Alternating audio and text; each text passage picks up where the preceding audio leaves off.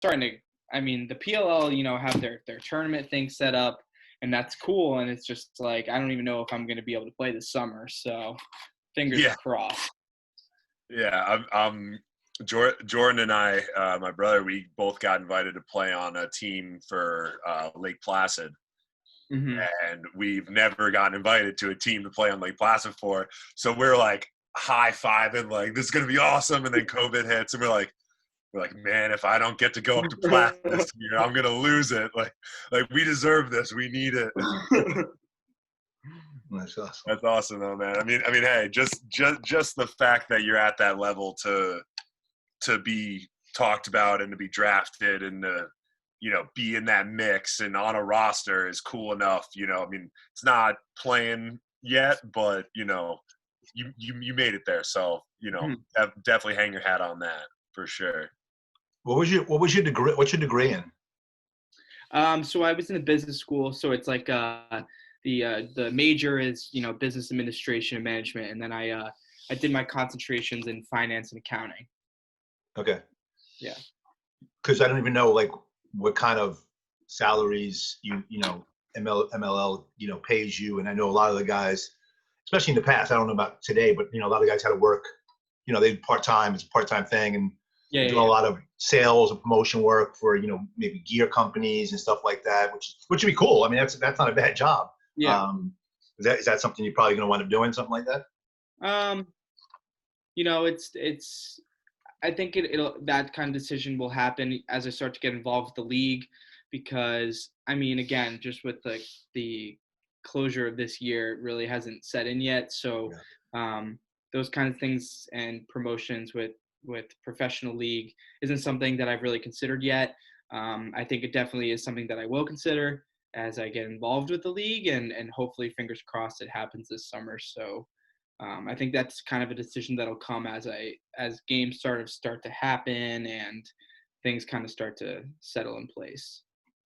I feel like once the PLL starts their tournament, everyone's gonna be so jealous. Like every sport's gonna be like, they're playing, like we've got to do this. Like I feel like it's gonna snap everybody right into it, which, knock on wood, is not going to be detrimental to anybody. I hope that everyone takes the right process, but I feel like lacrosse has an opportunity to be like, we're the ones going, and like everyone else can take suit, which is going to be awesome for the sport, I think.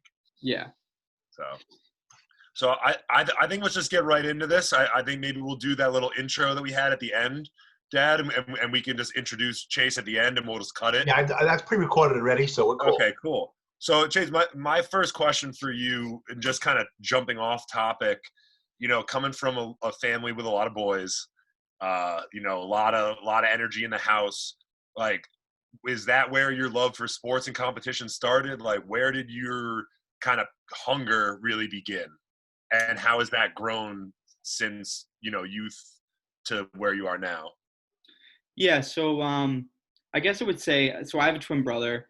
My older brothers are twins. My older brothers played sports. It wasn't really something that they kind of fell into as they got older. But, I think it was from a young age. I think when I started playing football, that was my biggest thing. My dad was a coach.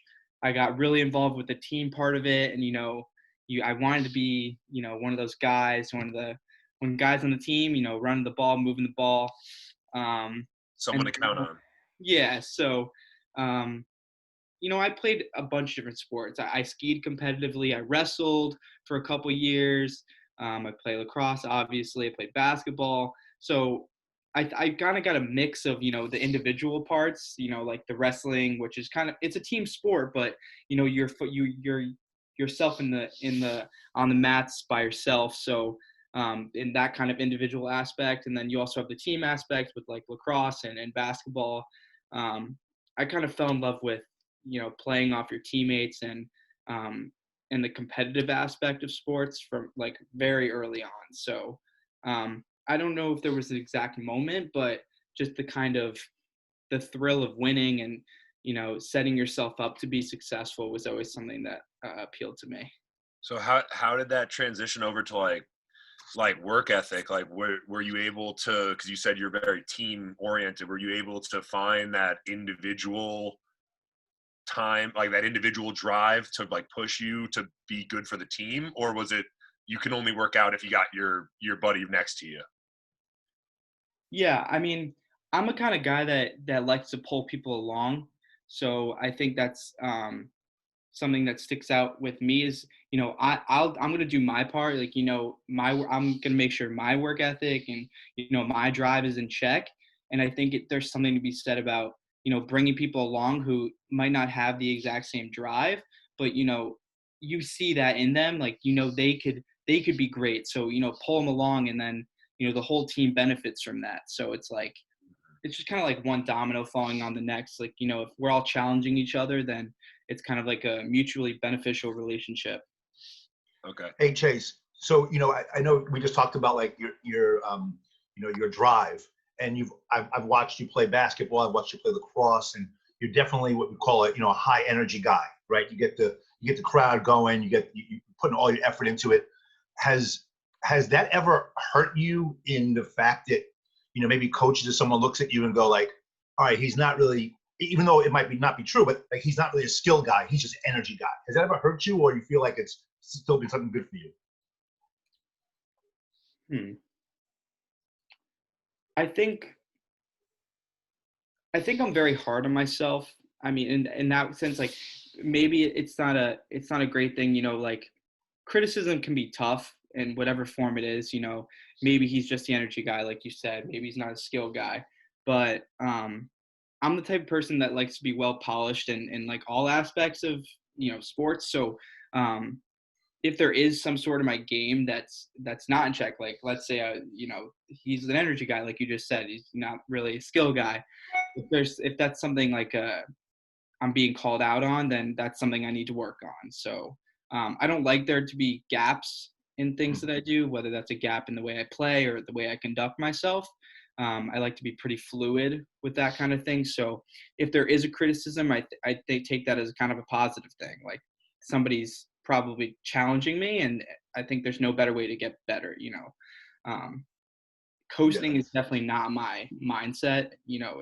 If somebody's critiquing me, then that's something I need to work on. Hopefully they're just not being mean about it. They're actually trying to get me better. Yeah.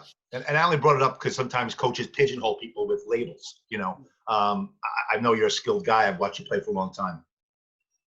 So when did you, I guess when did you transition your work ethic from, being just like a kid who loves to play and wants to get better for the team to realizing like I can go someplace with this, like I can take my athletics can take me somewhere?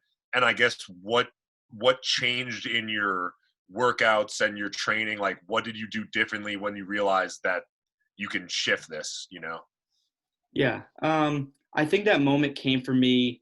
It was kind of my sophomore year in high school, going into my junior year. And, I'm a pretty tall kid. Like I was probably 6 foot at the time. I'm 6'3" now, but like, as it started to fill in my body, and I think it was a summer tournament, playing lacrosse, and I was going against all these kids, and people were like, oh, he's committed here, he's committed there. And you say, oh my gosh, like I'm competing against kids who are, already bound for that D1 level. And I was telling myself, I was like, I'm playing with these kids. Like I can compete at this level. So, first of all, that was just like a wide open thing for me. And it's like, you see all these people around you who are already committed at the next level. And I had always had aspirations to play at that level, and felt that I could get there. But it was just like amazing to be, in that environment where I was competing against these kind of players who had been talked about and scouted and recruited and talked about all over social media. And it's just like, I'm here and I'm competing against them, and like I know I can be better than them. So that was a great experience for me. Yeah, anytime you put like 4 or 5 takeaways up against like a Darien team, you know you can ball. Right? Mm-hmm. I know that feeling. Right? You sit there and you're like, no one knows me, but I know me, right? You know your skill. So what changed? Like so that was over the summer. Like going into the next season, how did the mindset switch to like your training? Like what did you do to really put the pedal to the metal? Yeah. So the big decision for me was, so I actually decided to quit football that year. I took the fall off and I really committed myself to training for lacrosse. So that was, um, consistent wall ball routines to get my stick better. I actually brought up the ladder. I did a ton of agility because that was something that I never really focused on, and a lot more running. I did a ton of running, and I think eliminating the sport. Although I do recommend to any athlete to, especially middle school, high school, try other sports because I think there's definitely a big impact there. And I kept up with basketball through high school, but like just kind of taking a sport out of the way and really honing in on my lacrosse skills and spending time on the field with my buddies and getting our sticks in our hands. So like, when it was in high school, it's like you walk right out of school and you're down by the field and we were able to get after it. So I was definitely just very consistent because you have to commit to it. Like we had fall scrimmages on the weekends, but during the week it's easy to go home and do nothing. But I think taking that sport and all that time and focusing it on improving my lacrosse abilities was huge. Excellent. You mentioned that coming out of school you go right out on the field. So we know you played at Richfield High School. You played for Coach Colsey. Beautiful facilities they have there. What advantages or did you get from both having a coach at that level and also playing in first class facilities? I remember when Jordan was going to look at schools, we went around different schools, and some of the colleges you were looking at didn't even have a field that was even close to what we played in high school. And he's like, I'm going to go here. So what was that like? Just kind of like the search experience. Yeah, no, I mean, just having played for a prominent coach who's kind of well known. He was a major league lacrosse player, a league star himself, and then playing in a facility where you kind of you were fortunate, right? We had a lot of advantages living in Richfield and having those turf fields and lights and everything else. Yeah. How did that help you prepare for the next level? I think like you said, we're just so fortunate. It just made it easy. It's the best way I could put it. You can go down there and there's always space. You never have to figure out your way that you're going to train. You go down there, you got 50 yards of turf to work with, whether you're doing agility, whether you're running, whether you're shooting, whether you're doing wall ball. And living in a town like Richfield, having that opportunity just made it easier for me. You hear great stories about athletes who overcome barriers to working out, whatever it is. And we're just so fortunate. It made the transition so easy for me because I had those resources at my fingertips, and as long as you take advantage of them, like you're doing the right thing. But if you don't take advantage of them, that's just a loss for you. Absolutely. Yep. I mean, yeah, not everyone has that. I ran 10 miles just to get to where I'm gonna go work out. Not everyone has that problem. Yeah. But honestly, the only downfall is if you don't take advantage of it. You're right. Yeah. You have it in front of you. You take advantage of it. If you don't, that dude who's running 10 miles is gonna hate you because he is putting that work in. What are we talked about Coach Colsey and how he's obviously a high intensity guy and has such a laundry list of accolades. Mm-hmm. Who are some people, maybe even him, but who are some people who push you? Like whether it's maybe an opponent or a teammate, just your dad, like who's somebody who are a couple people who get under your skin or, fuel that fire for you? I think it's my mom, honestly. She's been a warrior. She's my biggest supporter. She's honestly she's always telling me what to do and just like in everything I do. And I think more so in sports, but I'm just saying her kind of attitude about being on top of your stuff, being on top of it all times of the day, 24/7 is like kind of the way she handles her business. And that's kind of filtered into, how I handle my personal stuff as well as my athletic pursuits. So, she's the kind of person that's like, I'll be sitting around, she'll be like, well, what are you doing? And she's kind of the person that gets me off my ass sometimes, and to push myself. She's the person that I had a summer game, I knew I didn't have a great game, and she was sure to tell me, and not in a bad way. It's just like, she was always the one pushing me, and she continues to inspire me. So all the other moms are handing out Gatorades and she's handing out ground ball advice. yeah. So what we've learned here today is that Chase is a mama's boy. Yeah, I'm mama's boy. I'm kidding you. I think it sounds like the whole Levesque family's mom. I think it sounds like she's in charge of the whole house. She's in charge. She snaps, everyone jumps. Hey Chase, you talked a little bit before about when you decided to kind of give up football and kind of focus more on lacrosse. Is that the time when you started to really kind of maybe do some goal planning, and tell me about your goal planning and how you kind of maybe wrote those things down, or what your process for goal planning it was and is? Yeah. So the first process, thinking about schools that I had an opportunity with.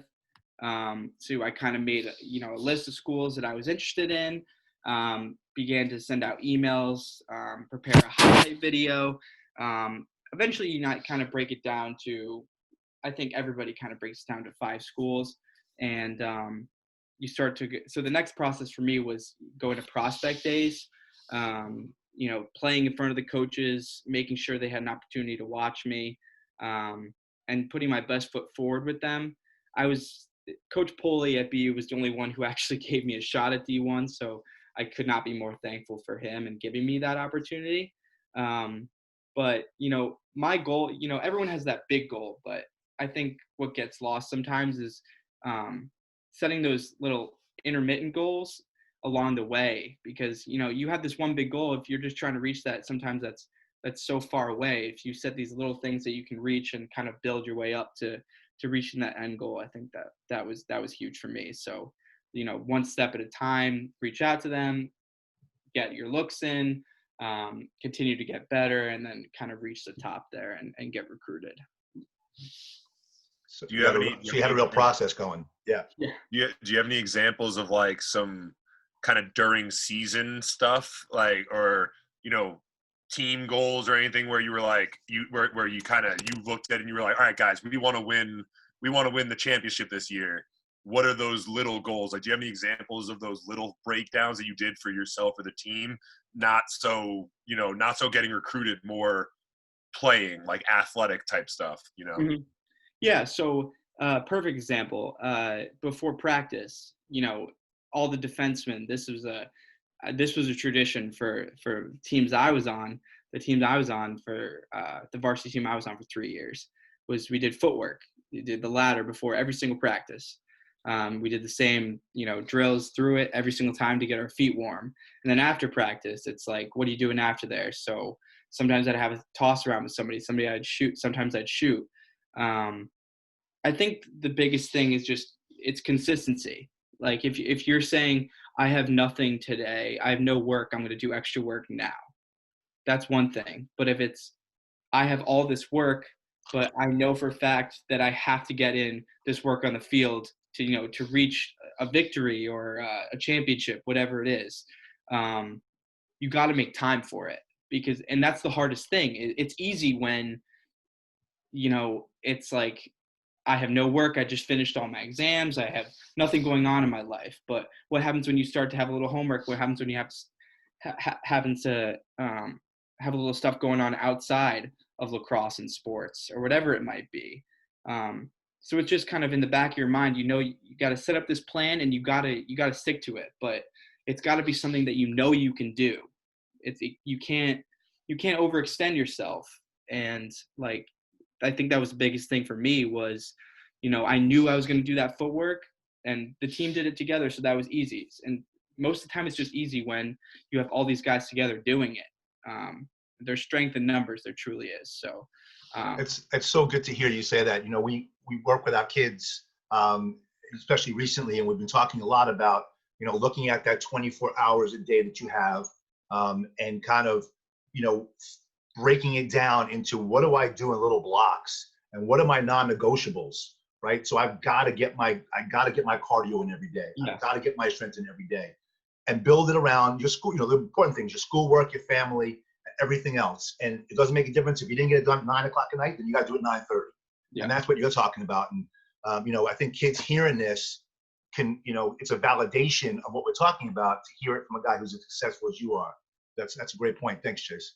Yeah, no, I was literally, as you were saying that, I was thinking this morning. I was reading this book called "It Takes What It Takes" by Trevor Moawad. He works as like a motivational specialist and mental specialist, and works with like Russell Wilson, a lot of premier athletes and teams, you know, Super Bowl, CFB teams, and you know. He was saying today, and when I was reading, he was talking about Vince Carter, and Vince Carter came up with that line, "It takes what it takes," and he's like, you know, there's all the things that you can choose to do. There's choices, and then there's things that you have to do if you want to get to that level.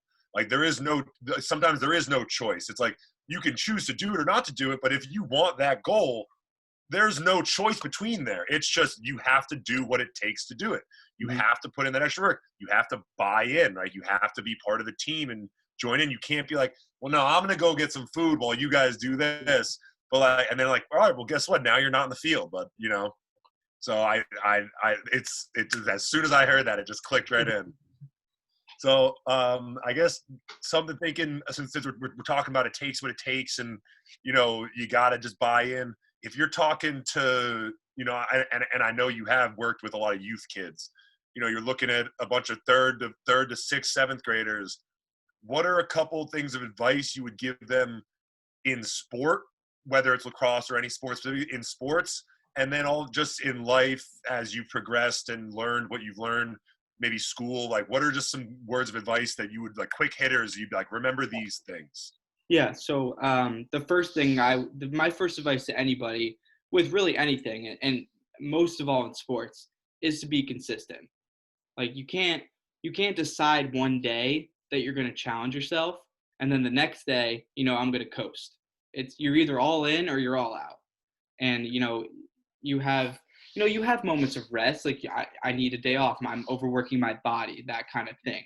But it's like when you're working hard at something, whatever it is, sports, life, homework, anything, be consistent with it. Because if you're not, then it just gets easy to get late. Becomes easy to be lazy and to kind of become complacent. So definitely that's the number one thing.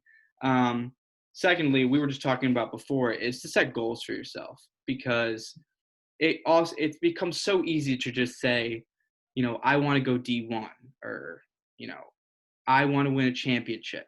But what gets lost in the process is, how do I get there? So before you undertake anything, it's like, what little things do I have to accumulate in order to reach that end goal? And I know it can seem tedious sometimes breaking all of that down, and sometimes you might not be sure what goes into that process. You know, what are these little goals you're talking about? But you know, talk to someone.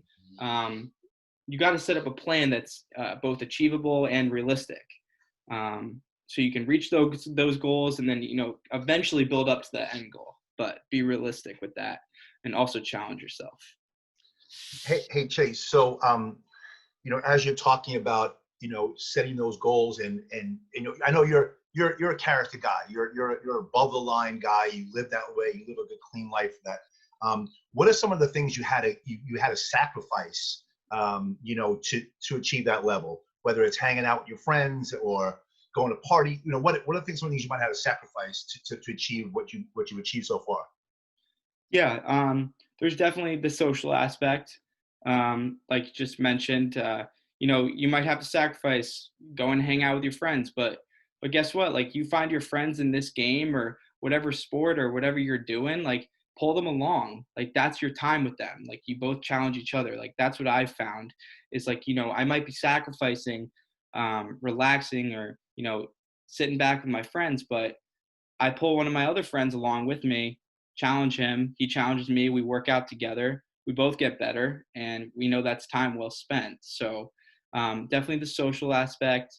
And then it's just leisure time in general. Like, at the high school level, you don't have, the only thing really required is practice. And, it's kind of up to you. Am I going to put in that extra time to lift or to do agility training or hit the wall or do extra shooting? So that's kind of on you. When you get to the college level, should you get there, it's, you have mandated lifts and you have the practice on top of that. But it's kind of like you have to decide how much you're willing to sacrifice. So if you want to be, at the top level, maybe you have to sacrifice a little more time than you would normally. I feel like I know the answer from listening to you talk the last 20 minutes, but did you find it difficult to give up those things? Because I feel like someone said the text like, "Hey, big party's going down," and you already had it on your wall that you were working out at 3 with your buddy. I feel like that was non-issue. I feel like you were just like, well, maybe I'll come by after, Yeah, it's just like you got to understand what's the word I'm looking for? Priorities? You have to break down what's important to you. So like, what was important to me was, well, first of all, getting to the next level, but being successful in the sports I played, whether that was basketball in high school or lacrosse. So it's all about prioritizing. And yeah, definitely. Definitely. So just like one or two more here. My brother talks about it a lot, and we've talked about it before on here, and we call it like a badass bag, right? Like tough things you've had to overcome that you can always, you see some sort of big hill or some big, boulder in your way, and you're like reaching your badass bag, like, well, I already did that, I can handle this. Do you have any things that you would consider like in a badass bag for you? Like any big things that you just kind of can lean on? Like, yeah, I can handle that. I did this.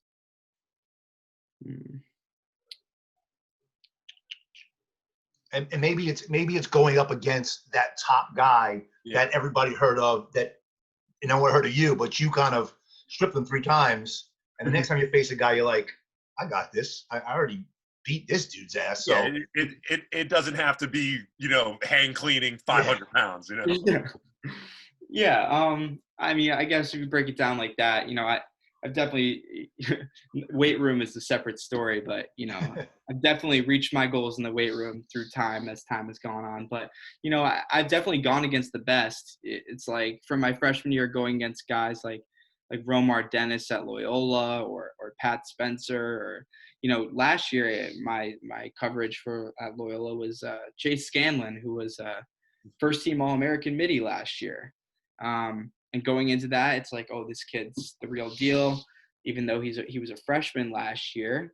And I think he scored a couple times that game, but it's like in the back of my head, I believed I had a great game. We won that game, and I was going into that game against one of the top 3 middies in the country of that year. So I think, yeah, I for sure, I faced the best in my 4 years, played against some of the greatest teams in the country, and I've been on one of the greatest teams in the country. So looking back, coming from the area that you did, right? Like the FCAC, that hotbed, the tri-state area where you're playing summer league, that's your badass bag right there. That's the, you played against Darien every year, Greenwich, New Canaan, Chaminade, St. Anthony's, those type of teams.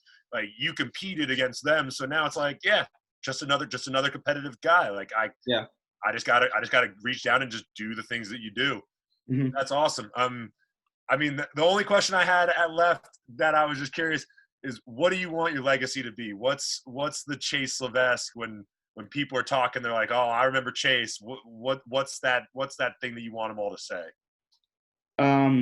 I wanted them to say, I talked about this some before, I have never been able to put the right words together for it, but it's, excuse my French here, but it's someone that has, all of his shit in order. That kid is working hard on the field. He's getting his work in, his extra work. He's working hard in the classroom. He's got all of that in check. And he's also got, everything in his life to the best of his ability and order. And he's going 100 in all facets. So it's like, I love that. That's a great answer.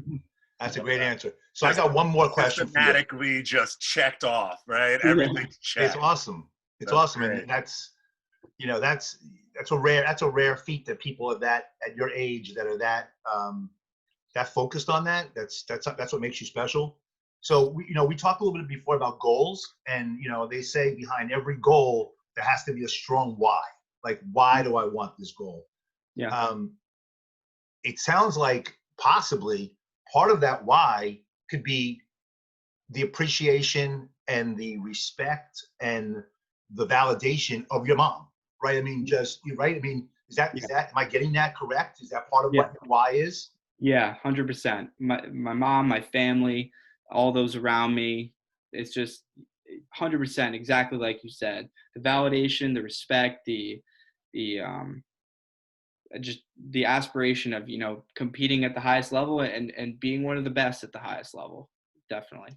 That's awesome. Yeah, and obviously your parents have done a great job.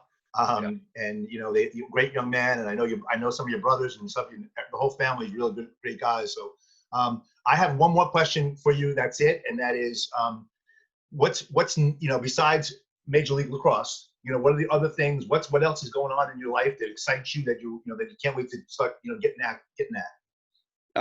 So I am in the job hunt. So I did an internship with KPMG this past summer. I received a return offer. I ended up turning it down.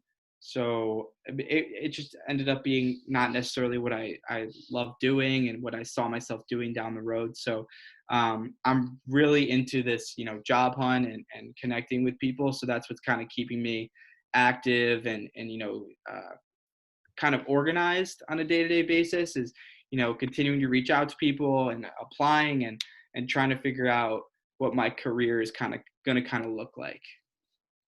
That's awesome. Excellent, man. Well, wish you best luck with it. Hey, I lied. There's one more question that I wanted to ask earlier, and that is just, you had the opportunity this year to go back to school for your senior year because of COVID. Mm-hmm. How hard was that decision to make to forego that and go on with your, go forward? Mm-hmm. So I actually had a conversation with Coach Poley right before I left campus. I was very interested in the opportunity. I came home, spent 3 weeks kind of drilling down everything that would go into it, the financials, the extra year, what kind of grad school would I want to do, what programs I would look into. It is by and far the hardest decision I've ever had to make. I'm young, so I'm sure I'm going to have to make much more difficult decisions in the future. But it was definitely the most difficult decision I had to make.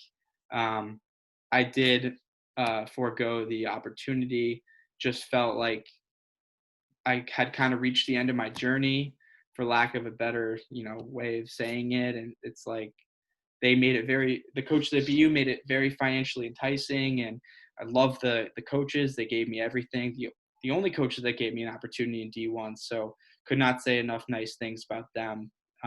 Love the team, everything about that program, and I will always be a supporter of them. But just kind of reached the end of the road for me, and I was ready to kind of take the next step. So, well, it sounds like it was a tough decision. The chapter's over, right? Yeah. Sorry? Chapter's over. Travis, the chapter's over. Yeah. Sometimes you come to the end of the chapter and you want to start another one. That's cool. Mm-hmm.